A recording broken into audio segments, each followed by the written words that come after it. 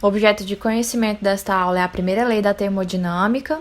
Portanto, a gente vai contemplar que a primeira lei da termodinâmica, que é a aula 3 e a aula 4 do roteiro 12 de vocês. Então, dando continuidade ao nosso cronograma, que vai lá em atividades propostas. Então, você pode estar se orientando por lá, pelas atividades propostas, porque lá tem um cronograma certinho de como é que você tem que estudar, tá?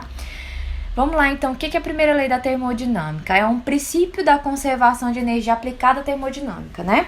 Então, a gente sabe que a energia, ela se conserva, tá?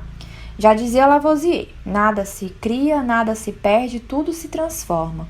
E a partir desse princípio de conservação de energia, nós vamos aplicar esse princípio à termodinâmica.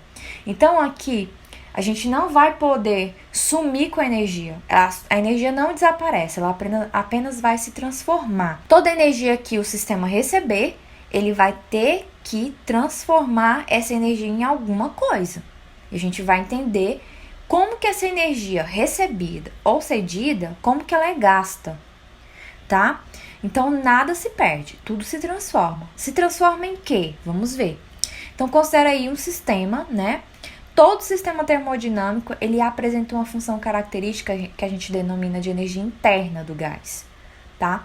Essa energia interna, já diz o nome, é interna. Ela é energia, assim como o calor, representado pela letra Q, também é energia. Detalhe, toda vez que eu falar sistema, eu estou me referindo ao gás. Então, todo gás tem energia interna. Quando a gente fala que o gás recebeu energia, a gente não está falando da energia interna dele, porque a energia interna já existe. Então, quando ele recebe energia externa, a gente chama de calor, que representamos pela letra Q. Então, que fique claro, energia interna é o U, e energia externa, tanto faz se o gás cedeu para o meio ou se ele recebeu essa energia do meio, a gente representa pela letra Q. Então, voltando aqui, todo sistema tem energia interna. E essa energia interna a gente pode variar, tá? Então, essa letra grega, que é o delta, representa a variação. Quando eu coloco ela antes do U, eu estou falando da variação da energia interna do gás. E essa energia interna pode sim variar.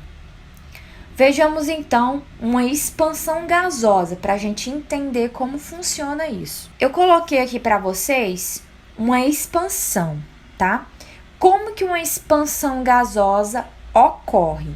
Eu tenho um gás, que é o nosso sistema, e ele está contido num recipiente nessa primeira informação aqui, nesse primeiro dado.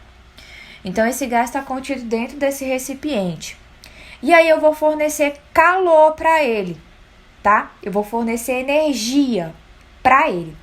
Poxa, professora, mas ele já não tem energia? Tem, ele tem energia interna. Mas eu vou fornecer mais energia para ele. Quando eu forneço energia para ele, essa energia interna que ele tem vai variar, concorda comigo? Ela vai variar. Quando essa energia interna varia, essas partículas contidas dentro do recipiente vão começar a se agitar de tal forma que elas vão conseguir empurrar o êmbolo. Então, as partículas vão exercer uma força nesse êmbolo aqui, que é essa tampinha aqui. E elas vão conseguir subir, fazer com que essa tampa suba. Então, essa força que a gente fala assim, a força resultante que essas partículas vão exercer sobre esse êmbolo, vão causar aí um deslocamento do êmbolo, que é o D. E essa força vezes o deslocamento, na física, é o trabalho, tá? Então, a energia fornecida para o sistema, que é o Q, resultou em uma variação da energia interna mais o trabalho realizado pelo gás, tá bom? Então, esse trabalho aqui, ele foi realizado pelo gás porque as partículas conseguiram movimentar a tampa do recipiente. Dada essa informação, eu posso utilizar essa equação do jeito que ela tá aqui, professora? Pode. Mas você vai perceber que ela vem praticamente nesse formato aqui que eu vou colocar agora. Como? Eu vou passar o trabalho para o lado esquerdo da igualdade, né? Então, ele tá somando, ele vai passar subtraindo e vai ficar assim. Agora, eu vou trocar de lado, tá? Ela vai ficar assim. Então, ela geralmente vem nesse formato para você, tá? A variação da energia interna do gás ocorreu devido ao quê? Devido à energia recebida em forma de calor, menos o trabalho que foi realizado pelo gás. Eu coloquei aqui para você só para você entender melhor que o que eu já falei, tá? Essa variação da energia interna entre dois estados quaisquer pode ser determinada pela diferença entre o que foi recebido externo de energia menos o que foi realizado de trabalho, né? Então, eu faço essa diferença e obtenho a variação de energia interna. Vamos a um exemplo para a gente entender melhor como é que funciona isso. Um gás perfeito, ele sofre uma expansão isobárica, trocando com o meio externo 500 calorias em forma de calor e 300 calorias em forma de trabalho. Determinar a variação da energia interna do sistema. Então, observe, foi uma expansão isobárica, a pressão aqui é constante, tá? Essa é informação só por quesito de conhecimento. Vamos aos dados. Ele disse para mim que houve uma troca de energia com o meio externo, então é Q, tá? Se é meio externo, então é Q. Calor de 500 calorias. E o gás realizou trabalho. E esse trabalho foi de 300 calorias. Quanto foi a variação de energia interna? Oxa, a variação de energia interna é a quantidade de energia que o gás recebeu do meio externo, menos o que ele fez em forma de trabalho, né? Ele realizou trabalho. Porque aqui nós estamos falando de uma expansão. Toda vez que a gente falar de expansão, o gás realiza trabalho sobre o meio externo. Então, a tampinha subiu, né? O gás conseguiu movimentar a tampinha, então o gás realizou o trabalho. Mas vamos ao que pede aqui.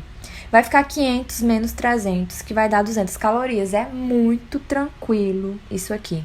Gente, se a variação da energia interna for positiva, como foi o caso, significa que a temperatura do gás aumentou. Mas de fato isso ocorreu. Por quê?